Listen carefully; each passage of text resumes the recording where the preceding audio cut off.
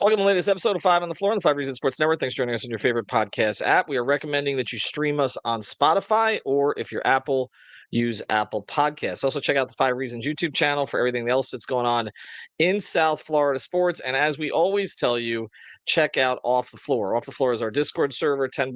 Excuse me, $10. What am I saying about $10? $2.99. It was worth $10. We got 10 different channels. That's what I was getting at. Stage shows and more.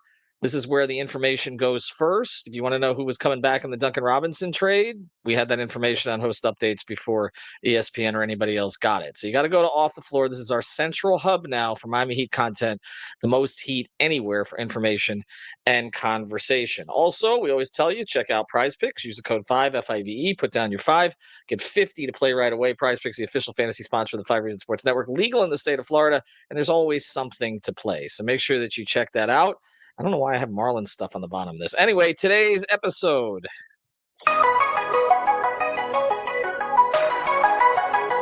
Mercy. Luxurious. Heat Nation. Yeah. Mercy and Lago. Down to Biscayne. Yeah. 5 on the floor.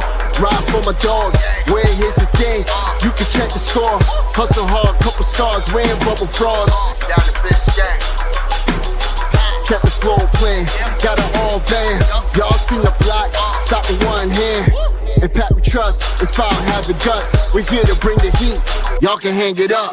Welcome to Five on the Floor, a daily insider show on the Miami Heat and the NBA, featuring Ethan Skolnick, Greg Sylvander, Alex Toledo, Brady Hawk, and others from the Five Reasons Sports Network. Also, make sure to subscribe to Off the Floor for the most heat anywhere.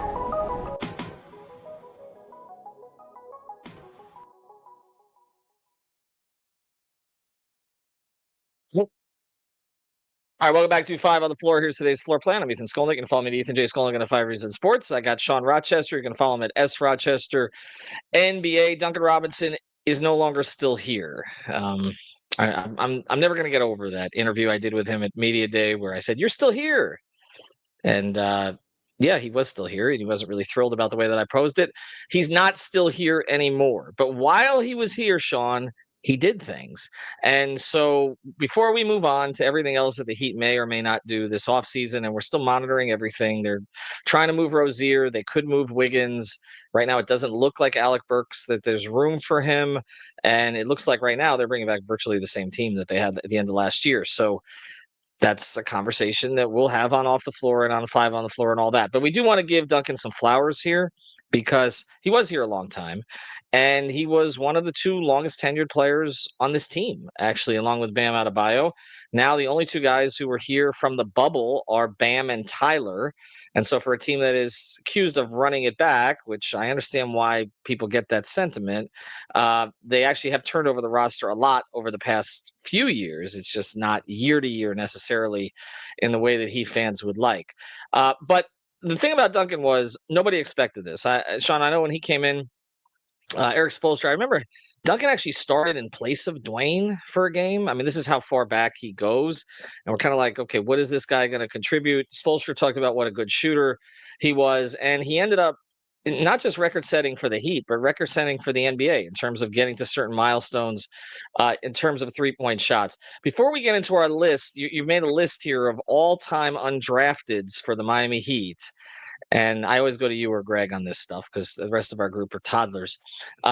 Before we get to that, what will you remember about the Duncan era, the Duncan Robinson build, as I turned it on him when he joined us on Media Day last year? Yeah, I would say that first 2019-2020 season where he was, his first full season with the Heat. Jimmy comes aboard. You have Tyler breaking out. You have him breaking out. He kind of, obviously Jimmy was the biggest piece of that, but I think him becoming one of the, if not the best shooter in the league, you could argue. I mean, I think you put him in the class at the top at that time, really ushered in a new era of Miami Heat basketball. And he's really been one of the consistent pieces, like you said, with Tyler and Bam over the course of this build. And of course, the relationship with Bam, very close. One thing that you always noticed if you got to the arena early was that Bam and Duncan always did their work together. Always. One came out, the other came out. So it wasn't just in the games with the dribble handoff became such a staple of their offense, but also obviously the relationship off the court.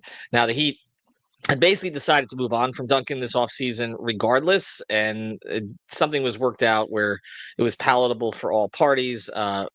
Simone Fontecchio is coming in here. I think of him as a better player perhaps than he's been just because he always torches the Heat, but he shot 31% from three last year, so I don't know what the expectation level can be, and he's a player who ultimately can be kept or waived and stretched maybe down the road. But let's get to your list because as we look at undrafted, there are things that the Heat have done well over Pat Riley's tenure, and I know there's frustration with not getting the whale lately. The biggest thing that I used to say was they were really good, or Pat was really good at scavenging, kind of finding the star somewhere else who didn't want to be there anymore and figuring out a way to bring that player in. Now, again, hasn't happened lately. And again, the CBAs have changed that too. Maybe the Heat's approach is not where it needs to be in terms of where everything is right now. But you look at Alonzo Mourning, unhappy in Charlotte, contract situation. George Shinn swoops in, gets him. Mickey approves the $100 million contract. He comes in. Tim Hardaway, relegated to the third string in Golden State. Gets him. Jamal Mashburn, the Triple J thing didn't work in Dallas. Gets him. You look at Shaq, didn't get the contract extension he wanted when he wanted it.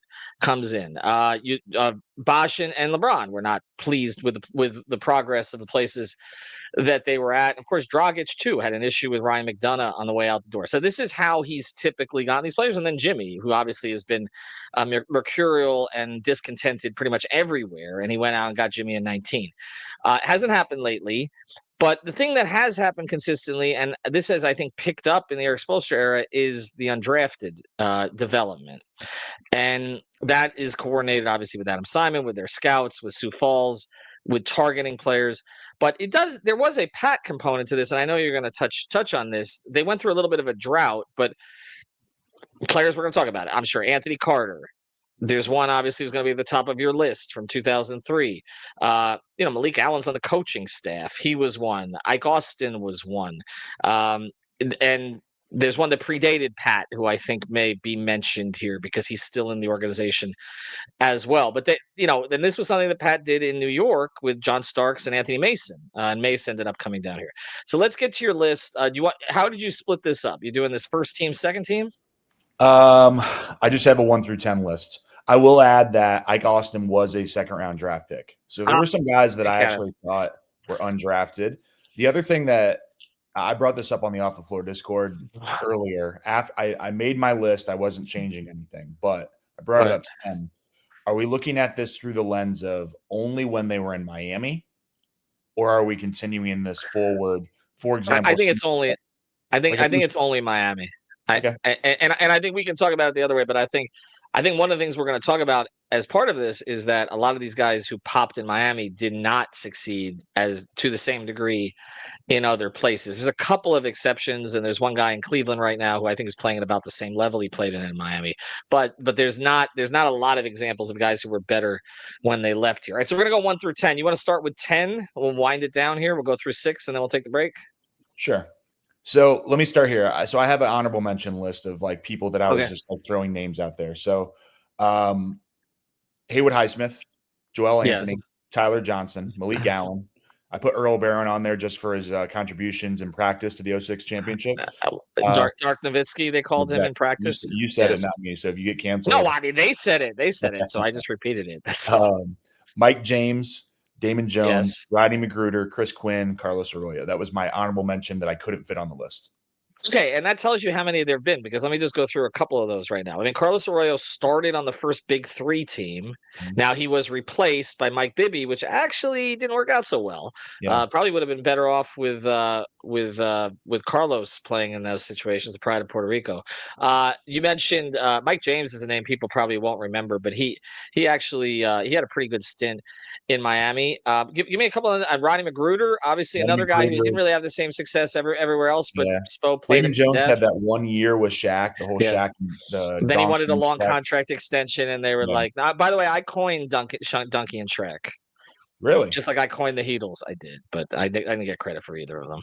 So anyway, go ahead. Yeah, I mean, Malik Allen, these are guys that were like role players, maybe even started on some teams that were not as good. Obviously, Tyler Johnson had his brief moment and then left and then basically got out. He's out of the league. Joel Anthony, we know, fan favorite, couldn't catch a cold. I mean, yeah, but see, I'm going to challenge you on this because you must have a pretty good list of 1 to 10. Because I probably, without having done the exercise to the degree that you did, probably would have had Joel in the top 10 simply because he was a contributor on the big 3 teams. Now he was not part of the 27 game winning streak. By then, Chris Anderson had replaced him. But he was actually more reliable than their bigs that the Dampier, Magloire, Turioff, Ilgauskas crew that Spo was forced to play over the first couple of seasons, the big 3. So I will say that Anthony and then Kendrick Nunn were the 2 that I would put 11, 12 that I didn't put in my top 10. So let's, obviously, for the sake of time, let's move into it. So 10, I put Anthony Carter. Mm-hmm. Okay, and I'll give you a little on AC for those who don't remember. And he was an assistant coach here with the Heat as well. So AC was kept. The Heat would cycle through backup point guards. They made very few changes. By the way, did a lot of running it back during the late 90s. But the one change that they kept making, not by choice necessarily, was backup point guard behind Tim. So the first year, it was Eric Murdoch. They couldn't keep him. The second year, it was it Crotty the second year, I believe, and Terry Porter the third year, or one or the other. Crotty, of course, still in the organization now as broadcast. Grant. Am I off on that? Gary Grant? Yeah, but he hardly played. They tried him 1 year for like a few minutes, but it was as far as getting the year as the backup. I can't remember. I know Murdoch was the first year. I can't remember if it was Porter who was the best of them, or even though he was later in his career, or Crotty. But they had those 2 years, and then AC was the guy who in 1999. In training camp, they used to train at LaSalle at the high school, and Pat's office was upstairs, and Pat noticed that Anthony Carter's team was winning every game. And he couldn't shoot, but he could defend, and he became a big part of that team and actually started in the 3-game sweep of Detroit in the first round because Tim was hurt in a series that is otherwise remembered for Grant Hill trying to play through an ankle injury and basically destroying his stardom level for the rest of his career. AC definitely deserves to be on the list. Also made a shot that was controversial over the backboard at MSG. I was right in front of it, so I remember that one well. And just a good guy who stayed in the organization afterwards. All right, so number 10, I'm good with that. I put Gabe at 9. Do you agree with the ranking of Gabe, AC, Nunn? In that, I kind of like went back and Nunn forth. wasn't here. Nunn wasn't here long enough. Nunn had the biggest flash, and now he's a star in Europe. But once they figured out he wasn't going to pass when he came off the pick and roll, like that was it. Yeah. Like they just wasn't an NBA player anymore. Gabe made a contribution on a team that went to the finals. AC didn't get that opportunity, so it's fair to me. Gabe made. I mean, I know Gabe had some bad games during that stretch, but I mean, they overcame the loss of Tyler in large part because of Gabe and Max through that run. So I'm going to say yes on Gabe. I'm okay with that. 8, 7, 6. I went Keith Askins. I went DJJ at 7, and I went Bruce Bowen at 6. All right, these are tough. Okay, I will say this: at his peak, Bruce was, probably a more celebrated defender than Keith was. I'll get to DJJ in a second, who I think should be behind outside of Miami, and that's why I asked that beforehand. I think Bruce Bowen, his peak was probably outside of Miami. I would go with Keith ahead of both of them, and for the reason I know that he didn't. Some of it was pre-Pat, but just the fact that Pat kept him around, trusted him to that degree, and was one of sort of the early embodiments of their quote unquote culture. Bruce had a better NBA career overall, but most of it was in San Antonio. And that's the famous thing where Pat sort of insulted him at a press conference where he said that he was like the 29th best offensive starting small forward in the league, and so Bruce decided to take a minimum from San Antonio instead of returning. But I would have Keith there just because of the longevity aspect. But again, I could see either of them. I would put DJJ behind both of them.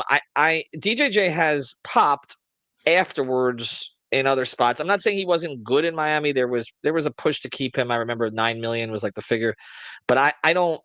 I just when I think Miami Heat, I think Keith Askins, not Derek Jones Jr.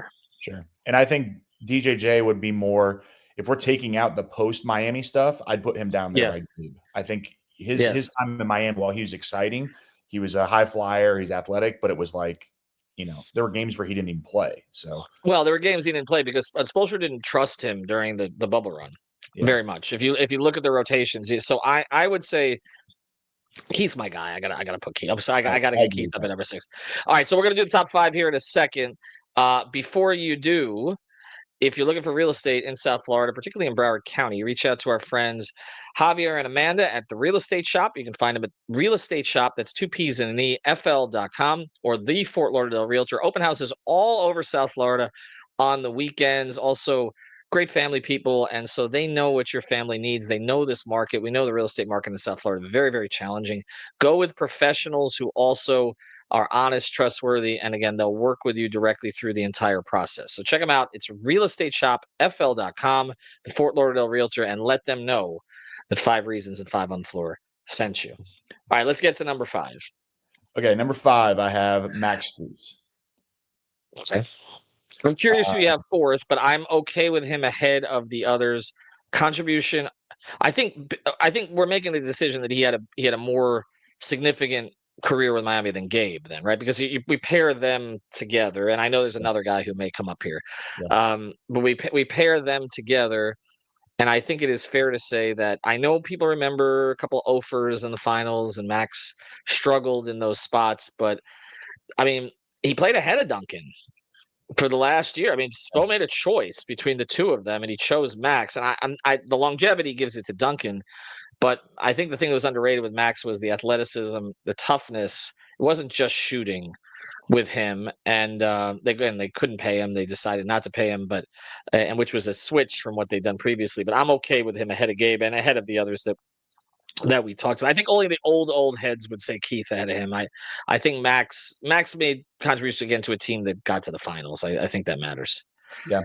So 3, 4, 5 is where I feel like it's like if we're tiering this, they're in a similar tier. So I wouldn't argue moving these guys around. But 4, I went with Birdman. Yes. I might have him higher actually, but people don't realize they went 37-2 after they acquired him.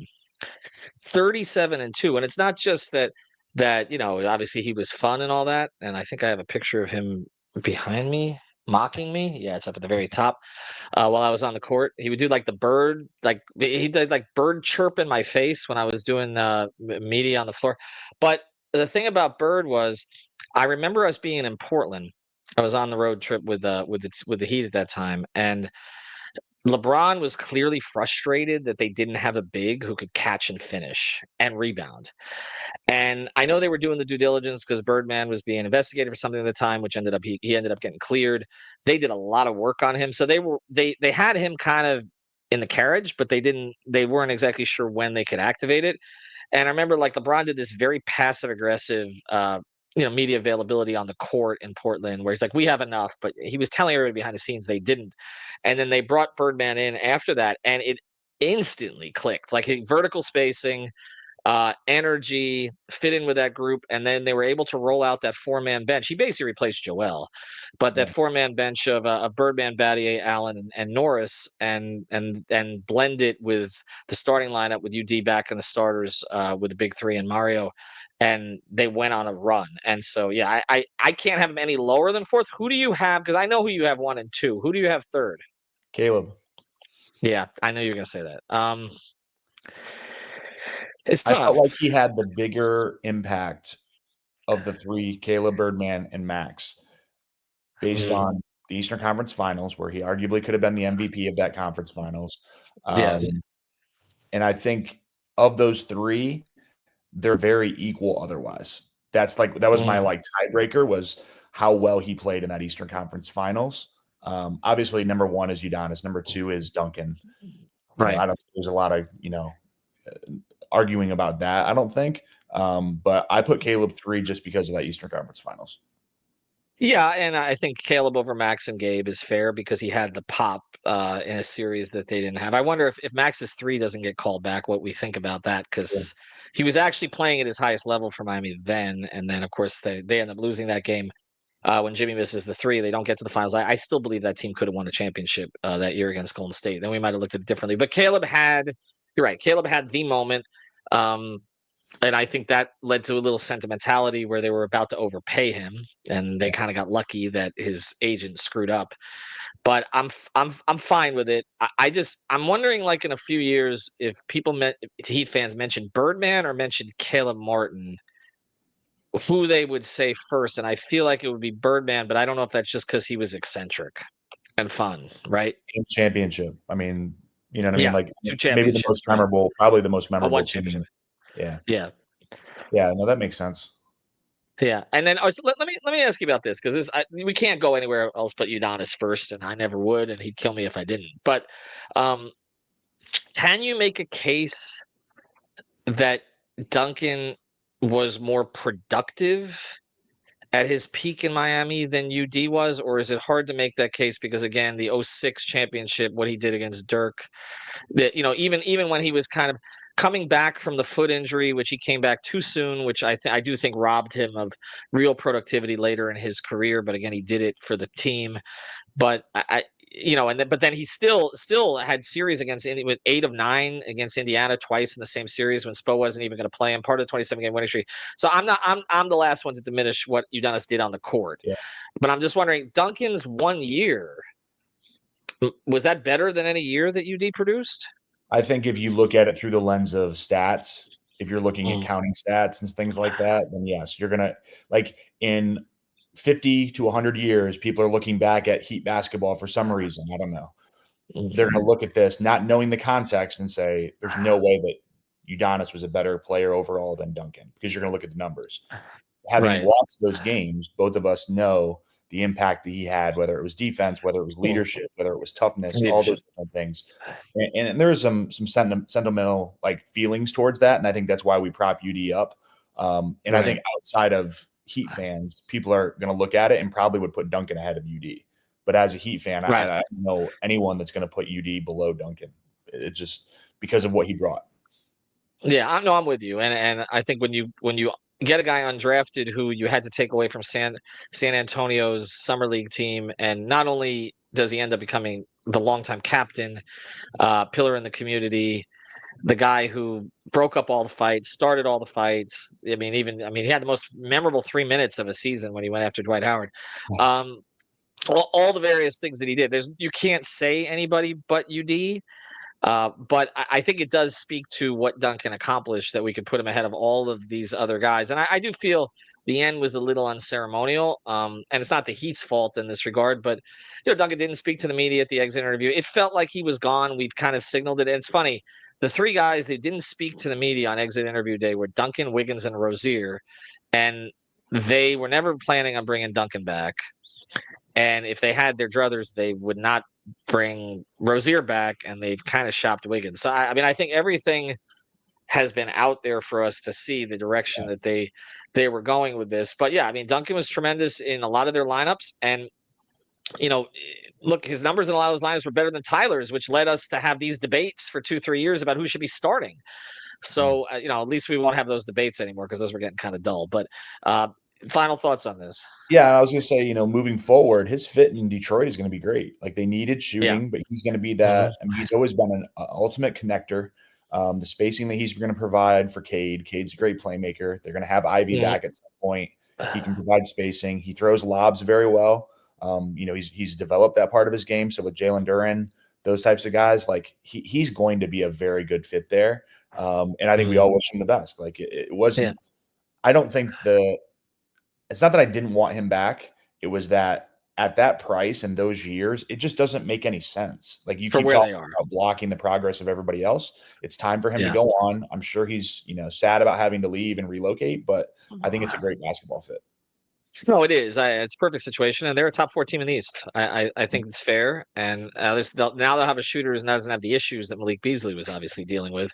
Yeah. So that situation ended up playing out well for everybody. I'll always remember one other Duncan kind of story, and he sort of had a matter of fact type attitude, sort of regular guy type attitude. And I remember we did for the lottery, which I believe was the year that the Heat ended up taking a hero. But for the lottery, we did a watch party at Tap 42 in Miami in Midtown, and Duncan's just sitting there like eating a burger outside, and actually came in with us for a few minutes and watched as the lottery went. Just regular dude who made it. Like I feel like that's kind of his story. To go back to Michigan, not such a bad thing. I know that Heat fans are gonna be frustrated by this episode because they want to see fewer undrafteds and more stars, but they've added a lot of good players over the years, and maybe Keyshawn Johnson is the next, or one of the other guys that they picked up this offseason. Can I ask you a question? If the Yeah. Malik Beasley thing doesn't happen, and Mhm. let's say Detroit was marking that money for him, the same thing that Duncan got, or maybe a little bit less, it's been reported. What do you think happens to Duncan? I don't know that he necessarily ends up there. I don't think he ends up back in Miami based on what I've heard, because I Yeah, don't think that's that was what I ever was in the thinking cards. more of. Yeah. But no, I don't think he ends up back in Miami. There was a decision made to move forward, and I think it was understood in both parties, and it was about, okay, what was the best way to go about this, and that's what ended up happening. I don't think he ends up back here, but the Beasley thing creates the space where he's absolutely central, and also Tim Hardaway Jr. I'm not a huge fan of his game. I never really have been.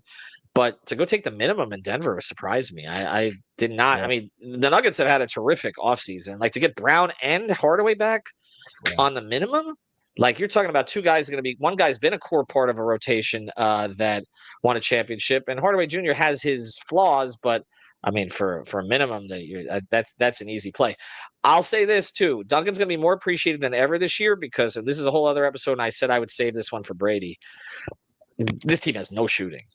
None. Like none, no shooting specialists. They have guys who can shoot, but it's other than Tyler, like, they don't have a guy who's like, an elite type shooter on this team anymore. And I think that's where Duncan's gonna be missed. And they don't have Burks right now either. So that's gonna be one of the things about this season that I think is gonna be a little bit tough to get through. But this is when you go young, and we've been calling for them to go young, you got to see what other guys could do. I just wish they had a shooting specialist in the pipeline, because it doesn't seem like they do.